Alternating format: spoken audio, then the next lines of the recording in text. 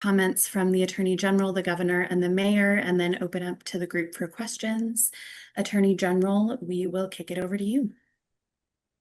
Thank you for all for being here this afternoon. Yesterday at 4:30, we received a court order from Judge Emmergut detailing why the president did not have authority to federalize the National Guard here in Oregon.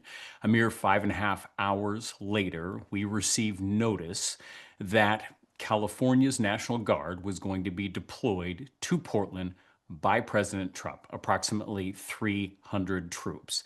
Since that time, staff and attorneys at the Department of Justice have been working incredibly hard.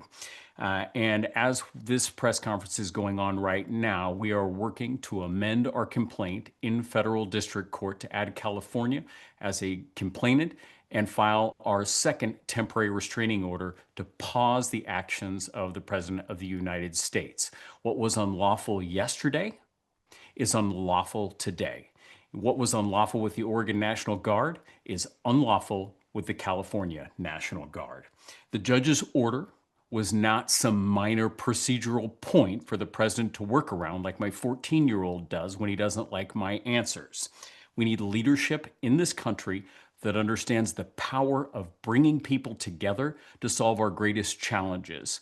But the president, right now, is persistent on acting like a door-to-door salesman and doesn't understand that when the court says no, the court means no, and that is not an invocation for negotiation. The state of Oregon will absolutely not be a party to the president's attempt to normalize the use of the United States military in our American cities. All of us care about public safety, but you do that by working in partnership, and you do that by working in collaboration. And we do not use our United States military as a tool in political theater. Right now, California will be added to the complaint, and a temporary restraining order will be filed here shortly. Those will become public very shortly.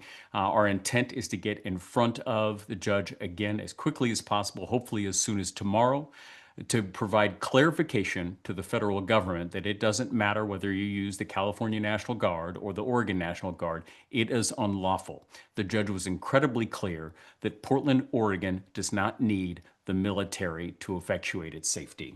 Finally, we ask as this case continues to progress through the court systems that everybody remains peaceful as they exercise their right to be heard in this process. With that, I will go ahead and turn this over to the governor.